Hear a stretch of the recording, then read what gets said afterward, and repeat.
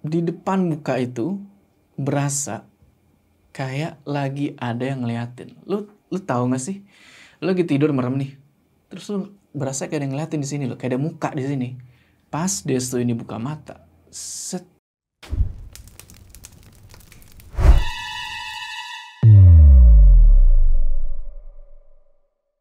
Assalamualaikum teman-teman, balik lagi sama gua. Apa kabar kalian semua? Semoga kalian semua yang menonton video ini diberikan kesehatan, dilancarkan rezeki, dan selalu dimudahkan urusan-urusannya, dan selalu dilindungi dari segala mara bahaya dimanapun kalian berada. Ya, kembali lagi di Haus Horor. Dimana di segmen ini biasa gue menceritakan kisah-kisah horor kalian nih yang mungkin aja kejadian sama gue. Dan pada kali ini gue dapet kesempatan buat nyeritain ceritanya seseorang. Kita sebut aja namanya itu Destu. Jadi cerita sewaktu dia ini nyewa sebuah apartemen, sebuah kamar di apartemen buat kepentingan kerjaan. Nah, di apartemen ini ada salah satu pintu darurat. Dan pintu ini tuh mencurigakan. Kenapa mencurigakan? Karena pintu ini nggak boleh dibuka sama sekali. Tapi karena penasaran, ya namanya manusia ya, Destu buka itu pintu.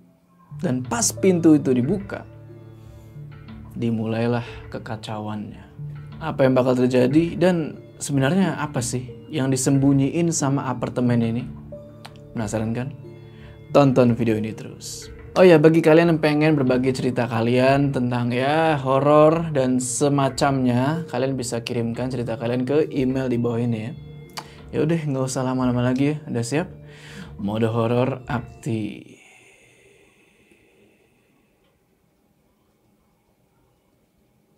Ini kejadian di tahun 2018. Pas Destu itu nyewa sebuah apartemen di daerah Bandung Kota buat kepentingan kerjaan, kayak yang tadi gue bilang. Jadi Destu waktu itu kerja di bidang manajerial nih, managerial endorsement sama modeling. Dimana dia waktu itu dituntut sama atasannya buat nyari sebuah base camp nih. Base camp kayak tempat buat ngumpul lah gitu ya, buat para model. Akhirnya dicarilah tuh kan base camp buat para model-model. Supaya model-modelnya ini tinggal di satu atap. Biar gampang diatur sama dijadwalin lah, biar mereka ini nggak telat buat ke lokasi-lokasi job mereka. Destu cari tuh kan, cari, akhirnya dapet nih sebuah apartemen buat disewa, dicari lewat FB. Cari yang murah-murah tuh, kebetulan dapet yang murah. Nggak pakai pikir panjang, dia ajak ketemuan tuh pemiliknya, dia nego segala macem, sampai akhirnya mereka deal. Destu manajerin 5 model cewek nih. Dan salah satu dari model cewek itu adalah ceweknya Destu. Kita sebut aja nama model-model ini. Satu ada si Caca, Adele, Gege, Ria, sama satu lagi itu Rere. Nah, Rere ini ceweknya si Destu. Jadi apartemen yang dimaksud ini ya, di tahun 2018 di daerah Bandung Kota itu bisa dibilang masih baru lah. Jadi masih dikit penghuninya. Nah, si Destu ini nyewa salah satu kamar atau unit di lantai 17. Singkat cerita, setelah masuk ke apartemen itu, ada sesuatu yang bikin Destu ini agak heran nih. Jadi di depan kamarnya Destu ini, ada sebuah pintu tangga darurat. Dan di situ ada tulisan. Tulisannya itu, dilarang membuka pintu. Awalnya Destu nggak pedulin itu kan. Sampai suatu hari, pas dia habis jalan-jalan sama ceweknya nih, nggak tahu gimana, kunci kamar apartemennya Destu ini hilang. Nggak tahu jatuh di mana. Akhirnya Destu turun lah tuh ke lobby kan buat ngelapor ke satpam. Dan si satpam ini untungnya sigap. Dia langsung ngambil kunci duplikat terus naik lagi ke atas. Nah, pas si satpam ini lagi nyoba buat ngebuka pintu kamarnya Destu nih. Si Destu penasaran sama pintu tangga darurat yang tadi nggak boleh dibuka. Ingat kan? Di situ nggak tahu kenapa ya, Destu kayak penasaran banget gitu, pengen ngebuka itu pintu. Sampai akhirnya dia bukalah itu pintu kan. Set. Terus dia masuk tuh. Abis Destu buka pintu itu, satpam yang dari tadi sibuk ngotak-ngatik kunci, tiba-tiba marah. Dia bilang, "Kang, kenapa masuk? Sini keluar. Kan itu ada bacaan yang nggak boleh masuk." Kenapa, Pak? Saya cuma penasaran aja. Dikira bangunan belum jadi, ternyata udah jadi.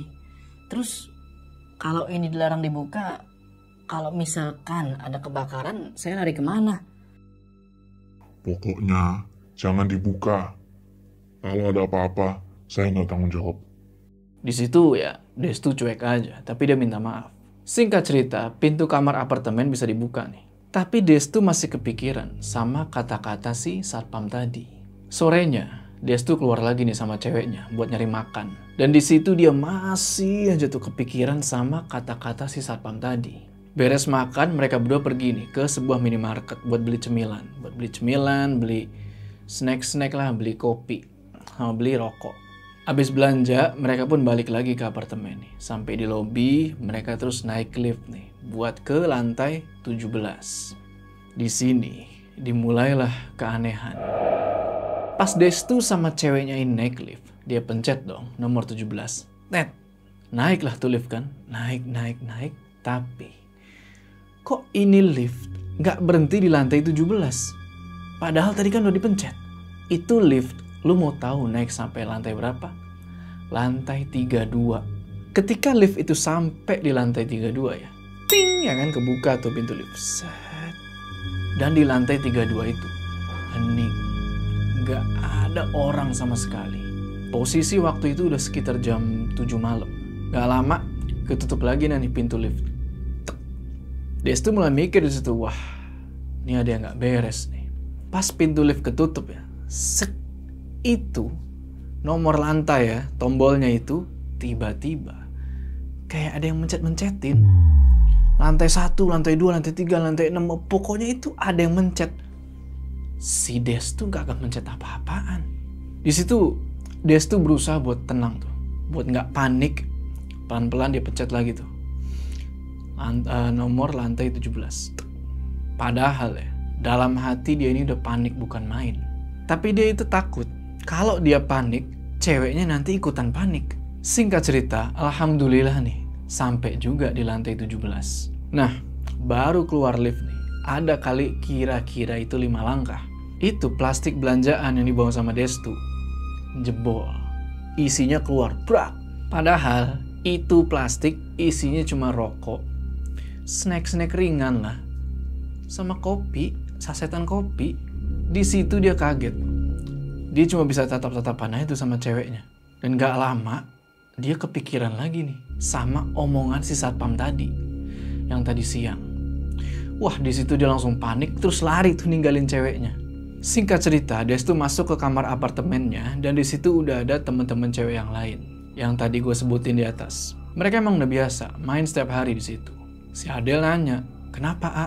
Kok ngos-ngosan gitu? Di situ ya, Destu gak ngejawab apa-apa soalnya dia masih shock. Dia cuma ngerokok ya tuh kan. Gak ngejawab, ngerokok aja. Gak lama ceweknya nih yang tadi dia tinggal datang nih. Dan di situ ceweknya ngejelasin lah kalau si Destu ini panik. Terus dia kepikiran sama kata-kata satpam tadi. Sampai akhirnya sekitar jam 8 malam. Destu ini tiba-tiba ngantuk banget dan pengen tidur. Dia izin lah buat tidur duluan kan di ruangan satunya. Jadi di satu kamar apartemen itu ada 2 ruangan terpisah. Tidurlah nih Destu kan. Nah, pas lagi merem itu ya, merem gini kan. Nggak tahu kenapa ya. Di depan muka itu berasa kayak lagi ada yang ngeliatin. Lu tahu nggak sih? Lu lagi tidur merem nih, terus lu berasa kayak ada yang ngeliatin di sini, kayak ada muka di sini. Pas Destu ini buka mata, set, bener aja di depan muka dia itu udah ada muka juga, muka cewek. Mukanya itu hancur, rambutnya itu acak-acakan. Kaget lah dia, celingak-celinguk sambil mikir itu, ini mimpi apa bukan sih? Tiba-tiba langsung kepikiran lagi nih sama omongan satpam tadi. Langsung kabur dia ke ruang tengah ke teman-teman yang lain. Nah, teman-teman yang lagi di ruang tengah bingung dong. Kenapa nih si Destu? Ceweknya Destu, si Rere, di situ dia nanya. Kenapa, A? Kok kayak kaget gitu? Ada cewek tadi di depan muka AA. Maksudnya? Udah, jangan dipikirin. Nanti dateng. Abis si Rere ngomong gitu ya, tiba-tiba si Adel nggak tahu kenapa dia tiba-tiba dia meluk si Destu sambil ketawa cekikikan. Abis itu dia bilang, A, makasih pintunya udah dibuka. Jadi aku bisa keluar. Loncat yuk. Saya suka sama kamu. Mampus lah. Makin panik Destu di situ. Gak lama, temen yang lain, si GG nih, dia juga kemasukan. Kemasukannya itu, kemasukan setan Belanda. Destu tahu kalau itu bahasa Belanda, tapi dia nggak ngerti artinya apaan. Gak lama, temen yang lain lagi, si Caca, kemasukan juga. Dilihat dari tingkahnya si Caca, kemungkinan yang udah ngerasukin dia itu anak kecil. Dan sosok anak kecil ini bilang, Om, tadi yang mainin lift itu aku loh. Yang ngebolongin plastik yang tadi Om bawa itu aku loh. Om ketakutan ya? Aku tinggalnya di lift. mampus. Jadi di antara 5 cewek-cewek itu ya, cuma 2 yang gak kerasukan. Rere, ceweknya Destu, sama satu lagi namanya Ria. Gak tahu kenapa 2 orang ini tuh gak dirasukin. Lagi keadaan panik kayak gitu ya, tiba-tiba si Rere ini bilang, udah tenang, jangan panik. Ternyata Rere ini orangnya bisa ngelihat yang begituan. Akhirnya ditanyain lah tuh kan, yang lagi kerasukan ditanyain satu persatu. Pertama Rere nanya ke Adel, ditanya kenapa kok tiba-tiba masuk. Di situ sosok yang ada di badannya Adel bilang kalau dia ini asalnya dari pintu tangga darurat yang dibuka sama Destu. Nah karena dibuka sama dia, setan ini jadi doyan sama Destu. Nggak denger itu, Rere panik. Takutnya kalau dia nggak ada, terus si Adel kerasukan lagi, si Destu ini bakalan diajak loncat beneran. Akhirnya terjadi perdebatan lah di situ kan. Si Rere minta sosok itu buat keluar dari badannya Adel. Tapi sosok itu nggak mau. Malahan sosok itu bilang mau tinggal di bonekanya Rere. Karena kesel, dia ambil tuh boneka yang dimaksudkan, dia ambil terus dipotong, terus dibuang. Setelah dibuang itu, baru setan yang ada di dalam badannya Adel keluar. Dan si Adel pun sadar. Ria yang gak kemasukan, dia lagi ngurusin Caca nih. Caca ini kemasukan anak kecil ya. Anak kecil ini bandel banget. Minta main ke lift mulu. Akhirnya ya mau gak mau, Ria mesti pegangin terus nih Caca. Tapi Caca ini terus-terusan berontak, ngeludah sama ngeledek. Karena Ria udah mulai kewalahan, akhirnya Destu nyoba buat ngebantuin lah tuh. Ngebantuin megangin si Caca. Nah di situ Destu diledek. Ah jelek, apa lu we? Lepasin, aku mau ke lift. Di lift aja yuk mainnya. Kira-kira kayak gitu ngomongnya. Pokoknya nih bocah bandel banget. Minta permen lah, minta apalah. Pokoknya dia nggak mau keluar. Sambil megangin Caca, Destu nengok nih ke arah si GG. Yang kerasukan sosok orang Belanda. Di situ posisinya masih sama. Dia masih ngoceh tuh. Entah apa yang dia ocehin ya. Pokoknya itu dalam bahasa Belanda. Dia nggak ngapa-ngapain. Cuma ngoceh-ngoceh aja tuh pakai bahasa Belanda. Nggak lama. Adel yang tadi udah sadar. Tiba-tiba nyanyi. Dia kerasukan lagi. Mungkin ya. Gara-gara dia bengong. Di situ si Adel, sosok yang ngerasukin Adel bilang. Tolongin aku. Aku yang tinggal di kolam renang. Aku dibuang sama mama waktu kecil. Umurku 8 tahun. Besok ulang tahun. Tolong ngerayain ya. Iya. Besok dirayain ya. Ya udah keluar Gi. Untungnya beneran keluar itu sosok. Selesai Adel, balik lagi nih ke GG. Sekarang yang nasukin dia bukan lagi orang Belanda. Udah berhenti dia tuh ngoceh-ngoceh Belanda. Sekarang dia ngomong. Tapi suaranya itu agak serak. Dan dia sambil nunjuk-nunjuk ke arah leher. Kata ceweknya Destu, sosok ini tuh ketem di bagian sini. Soalnya dia ngeisyaраtin pakai tangan begini. Ngelambangin pistol kan. Ini sosok disuruh keluar, dia nggak mau. Dan nggak lama si Adel kemasukan lagi. Adel yang lagi duduk bersila nih, tiba-tiba tangannya tuh megang leher. Pegang leher gini. Terus gimana ya? Dia kayak diangkat gitu. Jadi kayak orang digini nih. Kret diangkat ke atas. Kondisi benar-benar udah nggak kondusif lah di situ. Nggak pakai pikir panjang lagi. Takutnya ntar tambah parah. Akhirnya Destu mutusin buat turun ke bawah nyari bantuan. Dia berdua sama Ria turun tuh. Ninggalin Rere buat ngehandle Adel, Caca sama GG. Pas masuk ke dalam lift. Kejadian lagi dong. Itu tombol lift. Ada yang mencet-mencet sendiri. Dan itu lift bukannya turun, dia malah naik ke lantai 32. Lift naik tuh ke atas, tek sampai lantai 32, teng, pintunya kebuka. Dan di situ hening, nggak ada siapapun. Itu waktu udah jam 2 malam, lo bayangin. Setelah itu lift turun lagi nih, dan itu tombol masih mencet-mencet sendiri tuh. Padahal Destu udah pencet-pencet itu tombol buat ke lobby. Cuma lift itu sekarang berhenti lagi di lantai 10. Destu sama Ria kira ada yang mau turun nih. Pikir mereka, alhamdulillah kan, ada yang mau turun lagi. Artinya ya ada orang lain nih. Mungkin orang ini bisa dimintain bantuan. Pas pintu lift kebuka di lantai 10 nih, ting, itu nggak ada siapa-siapa yang mau naik. Tutup lagi kan, tek, turun lagi itu lift ke lantai 9. Kebuka lagi pintunya. Nggak ada siapa-siapa. Udahlah, ini singkat cerita aja ya. Akhirnya mereka sampai juga nih di lobi. Dan mereka berdua langsung nyari satpam yang tadi siang tuh. Kita sebut aja namanya itu Pak Arif. Sialnya, ternyata Pak Arif ini udah pulang. Dan digantiin sama temennya, yaitu Pak Budi. Akhirnya Destu jelasin lah ke Pak Budi ini kan, kalau di kamarnya itu ada 3 orang lagi kesurupan. Dan itu terjadi setelah Destu ngebuka pintu tangga darurat yang nggak boleh dibuka itu. Ngedenger si Destu ngebuka pintu terlarang itu, Pak Budi mukanya itu langsung kelihatan panik sama marah. Beliau bilang, Kenapa Akang buka, Kang? Itu keluar semua. Ya udah, saya ke rumah Pak Arif dulu. Akang ke atas dulu aja.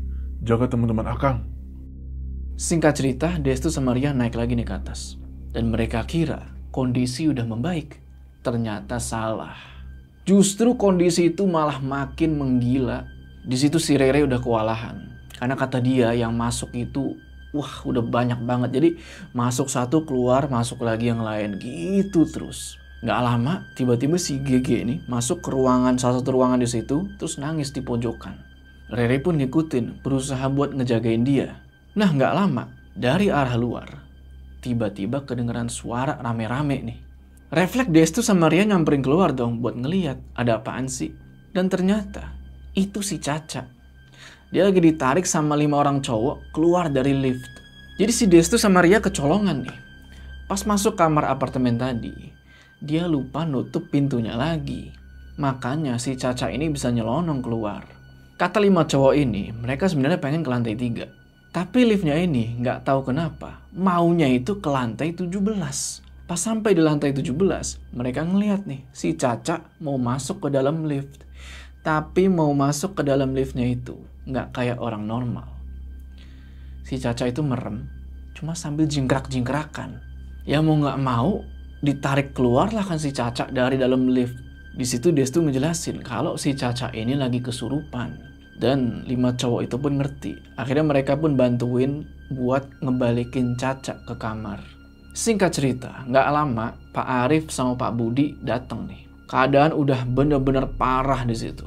Makhluk-makhluk itu ya, setan-setan itu masih masuk keluar gitu terus. Dari 3 orang yang kesurupan ini, ada yang jalannya ngesot, ada yang kayak pocong, ada yang kayak nenek-nenek, macem-macem. Dan kebanyakan itu pada curhat tentang penyebab kenapa mereka bisa meninggal.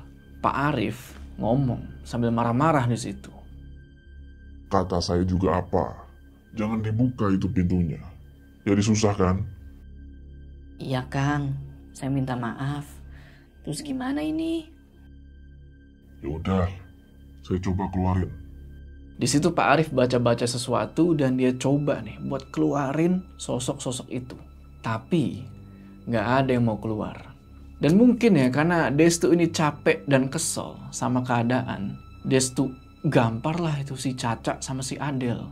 Terutama yang ada di dalam Caca nih. Karena ini sosok ngeledek mulu. Tapi tetap mereka nggak sadar-sadar sampai Destu ini ditarik sama ceweknya. Udah stop gitu kan. Dan habis itu dia bingung mesti ngapain lagi. Gak lama Pak Budi nyamperin si Destu. Dan beliau di situ ngajakin Destu buat ngopi. Sempet bingung dia kan. Orang keadaan lagi begini, kenapa malah diajak ngopi. Tapi Pak Budi bilang di situ, udah biarin Pak Arif sama yang lainnya aja yang ngurusin. Ya udah, akhirnya Destu mau tuh diajak ngopi. Dia diajak sama Pak Budi ke sebuah masjid dan di situ emang ada tukang kopi. Singkat cerita, kopi datang dan mereka ngobrol-ngobrol lah tuh. Destu nanya, Nuhun Pak, kenapa saya diajak ngopi? Jadi begini, apartemen itu dulunya kebun angker dan memang banyak penunggunya. Dan mereka seringkali ngeganggu orang yang tinggal di lantai 6 sampai lantai 32. Dari semua tower, cuma tower Akang ini yang ramenya itu di lantai 1 sampai 5 doang. Kenapa Akang buka pintu darurat? Ya, saya penasaran Pak. Kalau nggak boleh dibuka, nanti kalau ada apa-apa, saya lari kemana? nah di situ Pak Budi ngejelasin kalau semua jin di apartemen itu nggak tahu gimana caranya, udah dipindahin ke tangga darurat itu biar pada nggak ganggu. Makanya pas Destu buka itu pintu tangga darurat, mereka semua pada seneng. Pak Budi nyaranin di situ buat pindah apartemen aja. Tapi Destu bingung kan mau pindah kemana yang lebih murah gitu kan. Orang tinggal di situ sebulan aja belum, masa udah disuruh pindah. Habis itu buat ngeyakinin Destu ya, Pak Budi ngebongkar satu rahasia lagi tentang apartemen itu. Setiap malam Jumat Kliwon, dia sama satpam-satpam yang lain selalu ngingetin atau ngehimbau para penghuni apartemen buat milih buat tinggal di dalam kamar atau pergi dulu, baru besok balik lagi. Yang penting di Kamis itu antara di kamar atau pergi dulu. Jadi setiap malam Jumat Kliwon ternyata lampu di apartemen itu dimatiin, kecuali lampu lorong sama lift. Kenapa? Karena setiap malam Jumat Kliwon para satpam-satpam itu bertugas buat nyiram tangga darurat yang dimaksud itu pakai darah. Pas denger penjelasan itu, Destu yang tadinya ragu buat pindah apartemen, akhirnya dia ngeiyain buat pindah. Beres ngobrol, Destu ngajak lagi buat balik ke kamar karena dia kepikiran sama yang lainnya. Sampai di kamar, ternyata kondisi itu masih sama, belum ada yang sadar satupun. Terus Pak Arif bilang kalau setan yang ada di dalam badannya Gege mau ngomong sama Destu. Ya udah, disamperin lah tuh sama Destu. Di situ sosok yang ngerasukin Gege bilang, "Kamu nabrak saya, kamu harus mati." Wah, Destu di situ yang lagi capek, dia udah hilang kesabaran lah, langsung marah-marah di situ. Dia bilang, "Nabrak apaan? Ngelihat aja enggak. Udah sini berantem aja yuk." Ya kurang lebih kayak gitulah. Pokoknya dia marah-marah situ sambil megang kerah bajunya Gege. Destu marah-marah sampai akhirnya dipisahin. Gak lama sosok yang tadi itu keluar, terus masuk lagi, digantiin sama satu sosok yang lembut banget. Si Destu tiba-tiba dipeluk tuh. Dan sosok itu bilang, "Anak ini orang baik, anak ini orang baik. Dia suka bantu orang. Saya yang nungguin kamar kamu." Di situ Pak Arif udah nyerah. Dia bilang kalau dia udah gak kuat lagi. Akhirnya Destu kepikiran buat nyatuin semua yang lagi pada kesurupan itu di satu ruangan. Terus dikunci biar mereka ini pada capek sendiri terus sadar. Oke lah, Destu minta ke yang lain buat ngebantuin ngegendong Gege buat dipindahin ke ruang tengah. Dan pas lagi dipindahin, tiba-tiba si Adel duduk bersila tapi tegak badannya gini. Sambil ngeliat ke arah Destu nih, suaranya berat.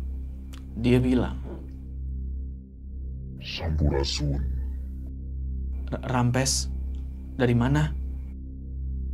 Saya yang menjaga kamu. Di situ Destu kaget. Dia keinget sama kakeknya. Kakeknya yang dari Banten. Karena bahasa dan cara ngomongnya itu sama persis. Destu terus nanya, "Dari Banten ya?" Dan sosok itu cuma menggeram aja. Habis itu sosok yang ngerasukin Adel itu nunjuk ke arah Gege sama Caca sambil bilang, "Kalian udah saya halangi. Kenapa masih juga masuk?" Dan itu sosok ya, emang itu sosok bebel banget dah. Digituin sama sosok yang ngerasukin Adel, sosok yang ngerasukin Gege sama Caca. Mereka malah bilang, ih panas, takut dengan nada ngeledek gitu. Terus apalagi yang anak kecil itu dia bilang, apa lu gitu-gitu. Akhirnya si Adel yang lagi kerasukan sosok, entah ini sosok apa ya, dia ngangkat tangannya gini sambil bilang, Kalian pada nggak takut sama saya? Kasian ini si AA butuh istirahat, malah kalian ganggu. Siapa suruh dibuka pintunya?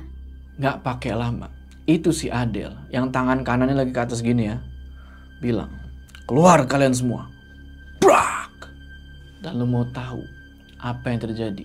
Digebrak itu lantai, seketika Caca sama Gege ini langsung pingsan. Semua yang nyaksin itu cuma bisa bengong doang. Gak lupa Destu bilang terima kasih sama sosok yang tadi udah bantuin dia. Sialnya, ini sosok ada maunya. Dia mau rokok gudang garam merah. Ini bukan endorse ya, ini bukan endorse. Dia mau rokok gudang garam merah sama kopi di setiap malam Jumat. Destu disitu cuma bilang, iya nanti. Pak Arif sambil bisik-bisik dia bilang ke Destu, jangan Kang, nanti dia minta terus. Gak lama, sosok yang ada di badannya Adel ini pamit. Terus dia keluar. Gak terasa, udah azan subuh. Pak Arif sama Pak Budi pun pamit buat turun lagi ke bawah. Destu sama yang lainnya istirahat. Itu rasanya itu udah kayak nonton bola nih. Lu nonton bola, terus tim favorit lu tuh menang. Rasanya kayak gitu. Besoknya Destu langsung nyari apartemen baru tuh. Dan langsung pindah dari situ. Sebelum keluar, nggak lupa dia pamitan nih sama Pak Arif sama Pak Budi. Karena mereka berdua ini udah nolongin lah. Pelajaran di sini yang bisa diambil. Hargai mereka yang nggak kasat mata. Maksud gue hargai gini. Kita manusia emang derajatnya itu lebih tinggi ya daripada makhluk-makhluk itu. Tapi kita juga harus bisa menghargai mereka lah. Maksudnya jangan mengusik mereka gitu maksud gue. Biarin aja. Dan satu lagi dari gue, jangan sembarangan buka pintu. Oke teman-teman, gimana tuh tadi ceritanya? Tulis pendapat kalian di kolom komentar ya. Ada yang punya pengalaman serupa nih, tinggal di sebuah apartemen yang dimana apartemennya itu punya sebuah rahasia. Share. Oke, sebelum kita berpisah, jangan lupa kalian like video ini, dan bagi yang belum subscribe, ayo subscribe sekarang ke channel ini supaya kalian gak ketinggalan cerita-cerita horor selanjutnya gua. Sampai ketemu di cerita selanjutnya.